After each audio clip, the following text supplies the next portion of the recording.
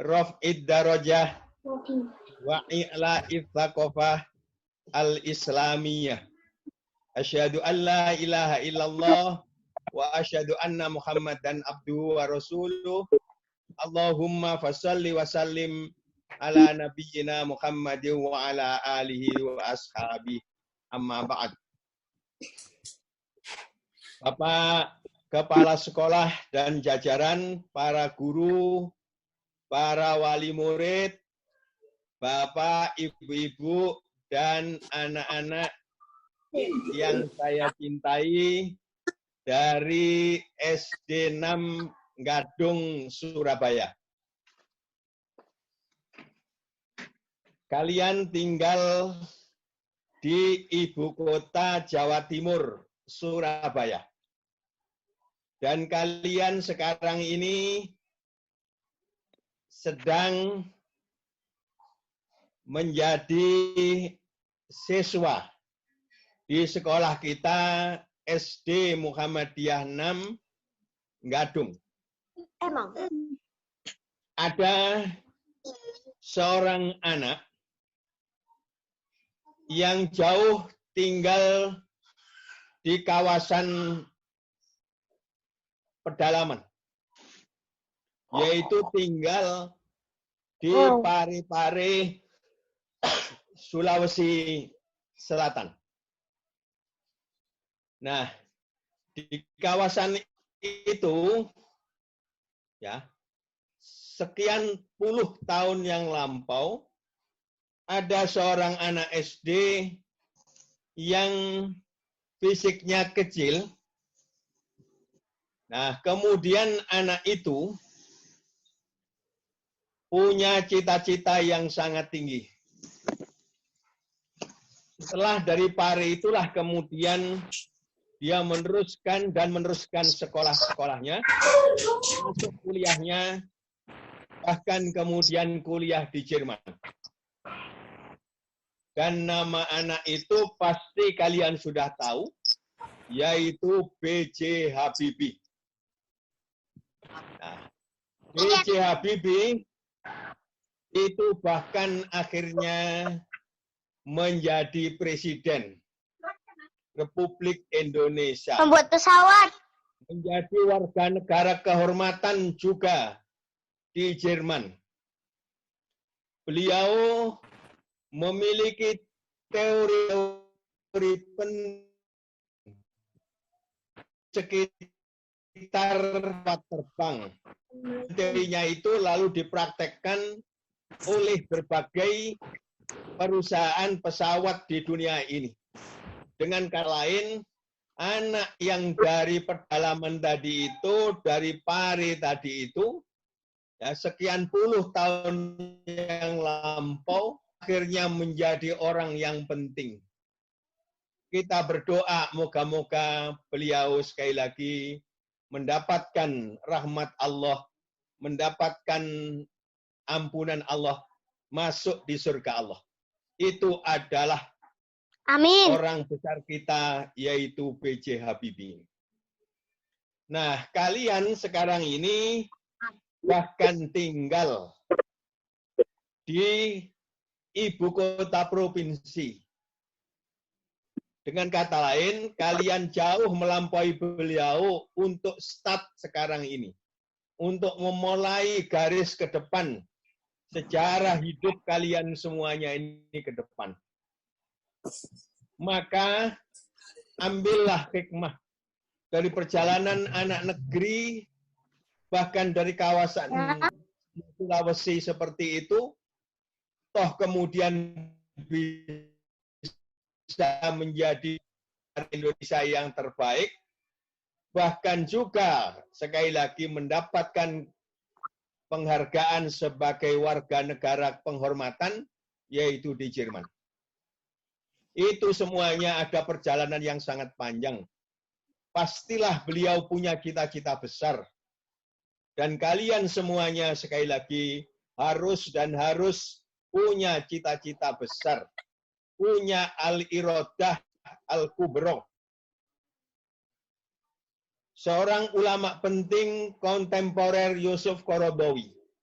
Di dalam bukunya Fiqhus Siyam bahkan menyatakan wamal insan illal iroda. Manusia itu nggak ada apa-apanya kecuali punya kemauan, punya cita-cita. Maka saya simpulkan, semakin besar cita-cita seseorang, semakin besar kemauan seseorang, memiliki al-iradah al-kubra, maka orang tersebut telah membuka dirinya untuk tercapainya cita-cita yang besar itu. Dan saya sampaikan kepada kalian semuanya, termasuk juga kepada para gurunya, termasuk juga pada wali murid orang tuanya, bahwa kalian harus sekali di tempat dan di tempat supaya memiliki cita-cita yang besar, tinggi. Mempermudah jalan. Dan kalian, termasuk juga orang tua dan guru, tidak usah melihat kondisi objektif masing-masing. Tentu Habibie yang jauh di tempat yang kemudian pelosok seperti itu, kalau masih memperhatikan ketika itu bahwa dia tinggal di kawasan seperti itu, tentu dia tidak akan membangun cita-cita yang besar. Maknanya itu harus rekan kondisi objektif sekarang ini. Apapun kondisi kalian, punyalah kalian cita-cita yang besar. Saya ingin sampaikan, dengan cita-cita yang besar itu kalian telah memproyeksikan akan hidup kalian ke depan menjadi orang-orang yang memiliki manfaat besar bagi agama, bagi bangsa, bagi orang tua kalian, bagi guru-guru kalian, bagi umat kalian. Maka sekali lagi ini, bahkan saya berkeyakinan bahwa pendidikan adalah menanam anak didik memiliki karakter, dan di antara karakter itu yang paling penting ialah anak itu punya cita-cita yang besar. Andai kata, dan moga-moga tidak, seseorang punya cita-cita besar lalu tidak tercapai, itu biasanya kemudian nanti anaknya, keturunannya itu akan mencapai cita-cita itu. Saya mau cerita kepada kalian semuanya. Saya punya seorang tetangga, dahulu. Dan tetangga saya itu ngerti bahwa saya itu kemudian menuntut ilmu. Saya ketika itu menjadi mahasiswa. Lalu tetangga saya tadi itu, kerjaannya ialah saya ingin sebenarnya kursus bahasa Inggris. Hampir setiap ketemu dia bilang begitu. Lalu saya mikir, wong sekedar tukang saja belajar bahasa Inggris sekarang. Nah, belakangan baru saya sadar bahwa saya salah menilai itu. Memang akhirnya tetangga saya tadi itu, bahkan sampai meninggal dunia, itu juga tidak pernah kursus bahasa Inggris.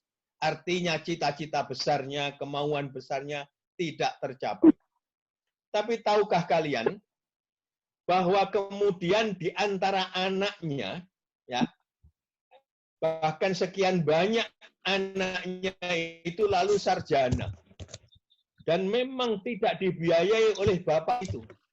Selalu ada saja orang yang membiayai. Dan akhirnya salah seorang di antara anak itu tinggal di Jakarta.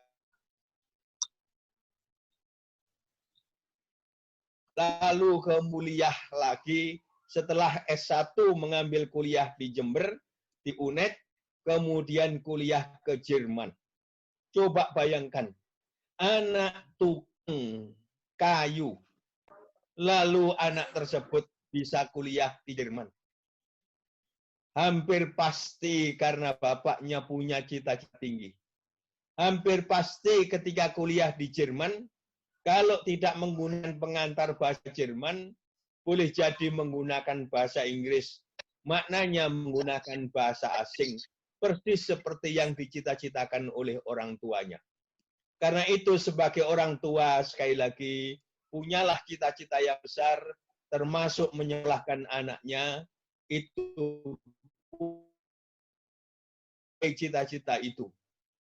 Dan cita-cita yang terbesar tentu saja dalam kaitan dengan itu, ialah dalam hal kemudian menuntut ilmu yang setinggi-tingginya. Allah sudah janjikan, yarfa'illahu alladhina amanu minkum walladhina utul ilma darajat. Allah akan mengangkat derajat orang-orang yang beriman dan orang-orang yang memiliki ilmu, banyak derajat, banyak tingkatan. Dan tentu saja kalian semuanya harus mendaki dari satu tahap ke tahap berikutnya. Quran menyatakan latar kabunna tobakon antobak. Ya, engkau akan menanjak, benar-benar akan naik dari satu tahap ke tahap berikutnya. Garis seperti itu ada dalam Al-Quran dan harus menjadi bagian jiwa anak-anak kita itu. Berusahalah mencapai prestasi, berusahalah menjadi orang yang benar, orang yang baik, orang yang bermanfaat. Belajarlah sungguh-sungguh. Ya, dengarkan nasihat orang tuamu, hormati orang tuamu, hormati guru-gurumu, dengarkan nasihat dari gurumu. Dan kemudian bergaullah dengan teman-temanmu dengan cara yang baik. Maka insya Allah suatu hari nanti kalian akan diangkat derajatnya oleh Allah. Dan pendidikan di Indonesia sebenarnya adalah hebat. Coba bayangkan, Indonesia kemudian bisa melahirkan tokoh seperti Insinyur Soekarno. Bisa melahirkan tokoh seperti Habibie misalnya. Bahkan kemudian sekali lagi, tahukah kalian dan hampir pasti tahu, bahwa ada seorang presiden di sebuah negara besar, negara superpower, yang dulu ketika sekolah SD, itu sekolahnya di Jakarta, sekolahnya di Menteng di Jakarta, tahun 70-an. Dan anak yang sekolah tahun 70-an di Jakarta, di Menteng itu, namanya tentu kalian tahu, yaitu Obama. Dan kemudian menjadi presiden Amerika Serikat. Ya, kalian belajar dan kalian sekali lagi bahkan nanti kalian juga bisa menjadi presiden, bahkan juga presiden di luar, presiden di Amerika seperti juga Obama yang sekolahnya di Indonesia bisa jadi di sana. Karena itu sekali lagi bangun cita-cita kalian itu setinggi-tingginya. Insya Allah dengan cara seperti itu dan akan dipermudah oleh Allah Subhanahu wa taala dengan cara kalian dan orang tua dan para guru selalu kemudian berusaha menghubungkan jiwanya kepada Allah. Kita semua punya tanggung jawab moral kepada bangsa ini, kepada anak didik kita. Bawalah anak didik kita itu ke puncak-puncak prestasi yang dapat diraihnya. Cita-cita yang tinggi tadi kemudian sekali lagi dorong. Insya Allah dengan cara itu, kita sebagai guru, sebagai pendidik, insya Allah suatu hari kita bisa menyaksikan anak-anak kita itu kemudian mencapai apa-apa yang kemudian sekarang menjadi cita-cita mereka itu. Terkait dengan guru, sekali lagi, saya sendiri adalah seorang guru, seorang yang bergerak di bidang pendidikan. Maka insya Allah yang kita berikan itu bagian terbaik dari apa yang kemudian menjadi proyeksi bangsa ini, menjadikan bangsa ini lebih baik dan lebih baik. Saya kira itu sebagai pengantar ini. Kalau ada diskusi, silakan saya kembalikan kepada kepala sekolah dari SD Muhammadiyah 6 Gadung. Dari saya cukup sekian. Nasrul minallah wa fathun qarib wa basiril mu'minin. Wassalamualaikum warahmatullahi wabarakatuh. Waalaikumsalam warahmatullahi wabarakatuh. Alhamdulillah wala ilaha illallah wallahu akbar. Terima kasih Bapak Kiai, ayahanda kita semuanya, tokoh pimpinan wilayah Muhammadiyah Jawa Timur yang telah membersamai kita. Hari ini telah menyampaikan kisah inspirasi yang luar biasa. Nanti kita berharap bahwa akan lahir Habibi baru dari anak-anakku sekalian. Akan lahir Soekarno baru dari anak-anakku sekalian. Dan akan lahir generasi-generasi yang bisa melanjutkan pendidikannya sampai ke luar negeri. Kuncinya adalah harus ada cita-cita. Cita-cita dari anak-anakku sekalian, cita-cita dari orang tua. Insya Allah nanti Allah akan mengabulkan. Anak-anakku sekalian, silakan bagi yang ingin bertanya, baik dari anak-anakku sekalian ataupun ustadz-ustadzah yang ingin bertanya atau berdiskusi, bersua dengan ayahanda kita, dipersilakan dengan cara menombol moodnya supaya tidak silang. Ya, disilakan. Halo. Pak. Ya, ini siapa ini? Bentar, satu-satu ya. Oke. Saya mute dulu. Ada yang bertanya kah? Oke. Atau dari Ustadz Ustazah? Barangkali ada pertanyaan.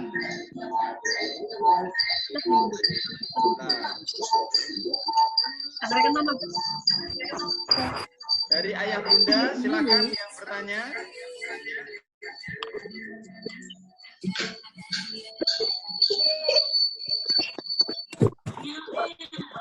Oke. Saya bertanya Ustadz. Oh boleh, silakan. Ada ijazah. Oke, Ustaz, silakan. Ya. Ini Ustaz Saad, kami ini selaku ya bisa dikatakan guru atau pengajar. Kami lakukan setiap hari ya sebagaimana menyampaikan pelajaran, mengajari anak-anak. Tapi samping itu Ustaz, apa yang harus kami lakukan supaya anak-anak kami itu bisa menyerap ilmu yang kita sampaikan atau bisa menguasai atau kita melakukan seperti apa yang sudah kita sampaikan itu Ustadz. Mungkin setengah berhasil. Apa yang harus kita lakukan Ustadz? Terima kasih Ustadz. Baik Ibu. Dulu ada tokoh yang bernama Insinyur Sahirul Alim. Beliau ingat saya adalah dosen UGM. Suatu hari, beliau kemudian ke kelas membawa gelas. Lalu beliau membawa senter, lalu kemudian beliau senter ditujukan ke gelas itu, maka cahaya dari senter itu tembus gelas itu. Maka ketika itulah beliau menerangkan sesungguhnya guru, sesungguhnya dosen, sesungguhnya pendidik itu haruslah seperti gelas ini. Yaitu gelas yang bersih, sehingga kemudian cahaya yang masuk ke dirinya itu bisa kemudian tembus, bisa sampai ke muridnya, bisa sampai ke mahasiswanya. Adapun cahaya dari senter itu ibaratnya ialah ilmu dari Allah Subhanahu wa Ta'ala. Allah adalah zat yang maha mengetahui, al-alim, maha berilmu. Ilmunya tidak terbatas. Kita kemudian harus menjadi wadah yang bisa dilewati oleh ilmu Allah itu. Maka kita harus menjadi gelas yang bersih. Dan kalau kita menjadi gelas yang bersih, maka kemudian ilmu dari Allah itu, yang terpancar dari Allah melalui kita itu, akan bisa sampai pada murid kita. Demikian pula murid, itu juga harus menjadi gelas yang bersih. Kalau gelasnya kemudian kotor, apakah itu guru, apakah itu murid, maka kemudian cahaya tadi mantul kembali. Tidak sampai masuk ke dalam jiwa kita. Ilmu itu akan kembali kepada Allah, mantul kembali. Tidak menembus diri kita. Demikian pula murid. bagaimana supaya kita bersih? Yang pertama ialah jiwa kita ini bersih. Tidak boleh ada hasud, tidak boleh ada dengki, tidak boleh ada iri. Bahkan juga seorang guru tidak boleh punya perasaan gergeten kepada anak didiknya, bagaimanapun juga anak didik itu. Maka perlakukan anak didik itu dengan perlakuan yang sebaik-baiknya. Sekali lagi jernih. Demikian pula, seperti Imam Al-Ghazali mengatakan, hati manusia itu kalau kemudian melakukan dosa, melakukan maksiat, lalu hati itu akan ada satu noktah hitam. Kalau berkali-kali, maka noktah itu akan menutupi hatinya, akan menjadi hitam. Lalu juga sekali lagi, dan saya yakin untuk yang ini seluruh guru, seluruh para pendidik itu telah sukses, yaitu berikan rizki yang kita terima itu sekali lagi haruslah rizki yang halal. Yang kita makan harus yang halal. Orang tua memberikan rizkinya, memberikan makan minum pada anaknya, haruslah yang halal, supaya jernih. Karena mamin lahmin yang butuh an haramin, falyatabawa ma'adaw minanar. Ya, setiap sel dari tubuh kita, itu kemudian kalau berkembang karena sesuatu yang diserap oleh sel itu ada sesuatu yang haram, maka falyatabawa ma'adaw minanar, maka hendaklah siap-siap menempati api neraka. Dan api neraka itu tidak hanya di akhirat, akan dikirimkan di dunia ini, kita lalu memiliki hati yang gelap, memiliki jiwa yang kemudian tidak tenang, jiwa yang kemudian penuh emosi, penuh hawa nafsu, sehingga kemudian kotor. Nah, yang seperti itu, insya Allah, kalau kemudian itu terjadi pada kita, tentu ilmu apapun yang kita berikan, itu tidak akan bisa sampai kepada anak kita. Bahkan itu di diri kita pun tidak masuk ke dalam jiwa kita. Sehingga ini menjadi penting. Soal kemudian sekali lagi kita juga tahu untuk konteks di Indonesia. Yang namanya dunia pendidikan itu sekali lagi ada dunia yang dalam konteks Indonesia itu akan berbeda dengan misalnya di kawasan yang lain. Saya sampaikan ada 3 orang yang belajar di Amerika Serikat. 1 dari Brunei, 1 dari Jepang, dan satunya kemudian dari Malang, bahkan menjadi guru besar di salah satu universitas di Malang. Nah, sekian tahun kemudian, ketika orang tadi itu ketemu lagi, yang dulunya kuliah di Amerika, maka sekali lagi yang dari Brunei dengan mengajar itu kemudian cukup hidupnya. Yang dari Jepang juga negara memberikan penghargaan yang sangat tinggi. Tapi yang dari Malang tadi itu sekali lagi guru besar tadi itu hidupnya pas-pasan. Sekali lagi ini terkait dengan kondisi. Saya sepenuhnya bahwa jiwa seorang guru, jiwa seorang pendidik dalam kondisi apapun telah melampaui itu. Insya Allah kita akan tolong. Perhatikanlah sekeliling kita, para guru, para dosen. Pada umumnya anak-anaknya itu bisa sekolah dengan baik. Padahal kalau dihitung, diukur secara matematika, penghasilan guru, penghasilan dosen dan sebagainya itu sangat sedikit. Tapi akhirnya toh kemudian Allah berikan jalan.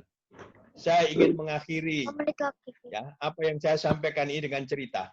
Dulu tahun 60-an ketika saya sekolah di Madrasah Ibtidaiyah, ya, itu kemudian saya diajarkan oleh banyak guru. Maka di antara guru saya itu ada kemudian seorang yang hanya sekali lagi dari ma'isyahnya dari guru itu sendiri.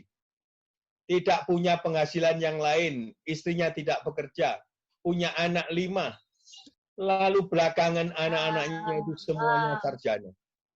Bahkan tahun 2000 ketemu dengan saya di Jeddah, ketika itu sama-sama pulang dari ibadah haji. Saya ketemu dengan beliau, saya menangis, dan beliau juga meneteskan air mata. Karena pikiran saya, guru saya yang kayak seperti itu, akhirnya bahkan kemudian bisa beribadah haji. Bahkan anak-anaknya kemudian itu bisa kuliah dan sebagainya. Saya percaya sepenuhnya bahwa kemudian kita yang berada dalam dunia pendidikan itu telah dijanjikan oleh Allah, yarfa'illahu alladzina amanu minkum walladzina utul ilma darajat. Kalau kita tulus, kalau kita serius, kalau kita total dalam hal mengajar, kalau jiwa kita penuh jiwa pendidik, maka insya Allah seluruh yang kita lakukan itu akan mempermudah jalan hidup kita dan jalan hidup anak-anak didik kita. Maka doakan selalu anak kita dan